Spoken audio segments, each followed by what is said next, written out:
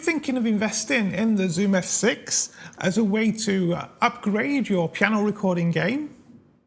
Well, today I'd like to share with you a few reasons why I think this is actually the go-to piece of equipment for the self-recording pianist, or in fact, I guess, any other instrumentalist.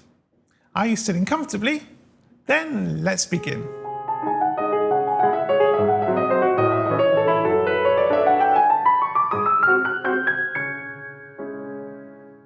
Hi, this is Tommy with Tommy's Piano Corner, the place for returning pianists or indeed anybody who loves piano to share tips and ideas of how to get the best from this great hobby.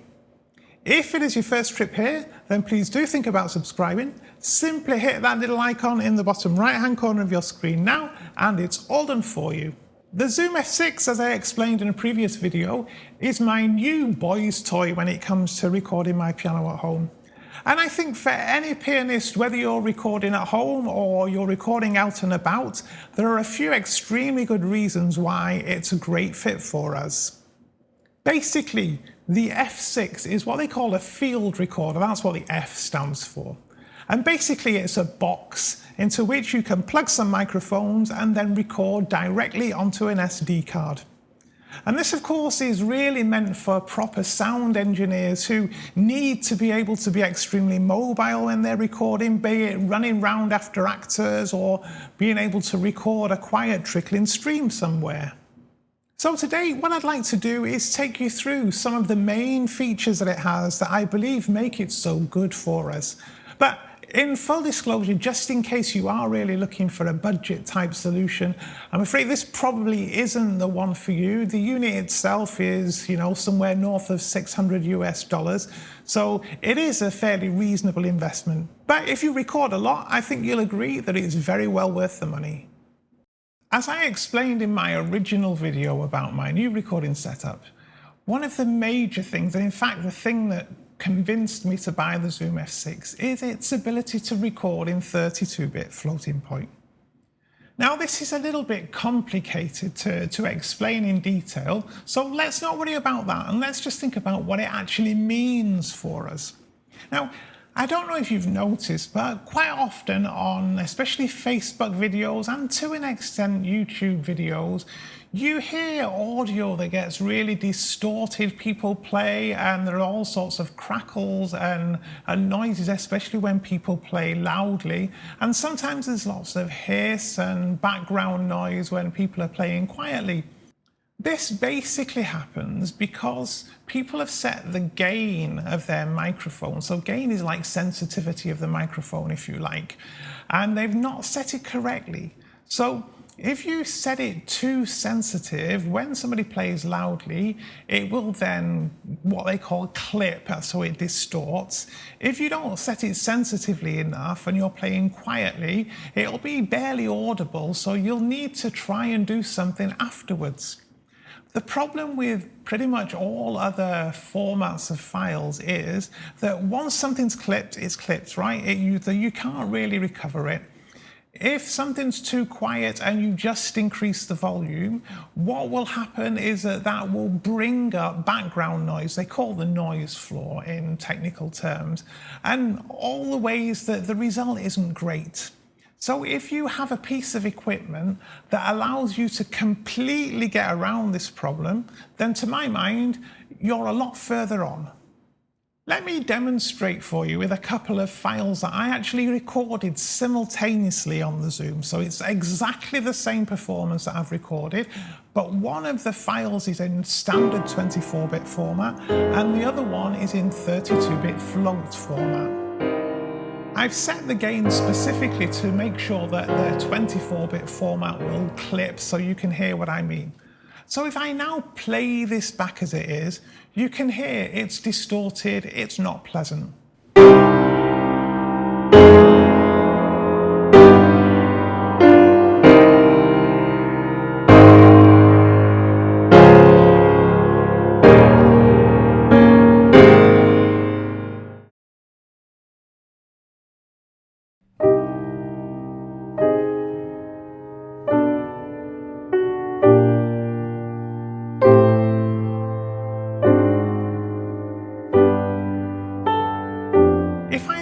try to reduce the volume of it to try and get rid of this noise, look very carefully at the waveforms here in these files. If you look, it's almost as if somebody cut the top and the bottom off them with a pair of scissors, because in many places they're completely flat, which is not how a file should look. If we now look at the 32-bit float file, at first glance you might think, well, it looks the same. It looks like it's cut off at the top and bottom. But now watch what happens when I reduce the gain within the software. The waveform that we get looks like a normal waveform with all the ups and downs, peaks and troughs, and no flat bits at all on it. And this is because the 32-bit float file has saved all of that additional information, so when you bring it back, it can put it back into the normal range for you. As I said, having a device that gets rid of one of the major problems that we can have when recording ourselves, to me, is well worth it if possible. So now let's move on to some of the other fantastic features of this device. Of course, I think it goes without saying, doesn't it, that the main thing that's going to give us a quality recording is a quality piano. You know, clearly the better the piano, the better it will sound. And then the next thing that makes a big difference is the quality of the microphones that we use. And what you'll find is, if you have any higher quality microphones, they don't plug directly into your computer or to your phone. You need something that's called an audio interface that can make the connection between the microphone and your computer. As well as being a field recorder, the Zoom F6 is also an audio interface. And that means if you want, you can use it plugged into your computer. But if you don't, you can use it completely independently. And again, I think this is another great reason why it's good for us recording alone, because it removes a piece of equipment. It's one less thing to go wrong. You know what computers are like. They can go to sleep or they can freeze for whatever reason. And if you're not standing there watching it, you might not know until you finish the recording. You hope it's all good. You go and look and it's all been spoiled for you. So having one less thing to worry about, to me, has got to be well worth it. This then brings us nicely onto the next topic. An easy power supply is really important, and the Zoom F6 can be powered by either AA batteries or by the Sony L-type camera batteries. It can also be used with any standard phone power bank or even plugged into the mains via its USB-C port. Therefore, not only do we have lots of options, but if any one of them fails whilst we're recording, the Zoom will automatically switch to any other available source if its current source runs out of charge. This is more helpful than you might think, and certainly not needing a mains power lead reduces the amount of wires trailing along the floor whilst we're recording. Next, the Zoom F6 takes up to 6 microphones. Now you might think this is perhaps excessive.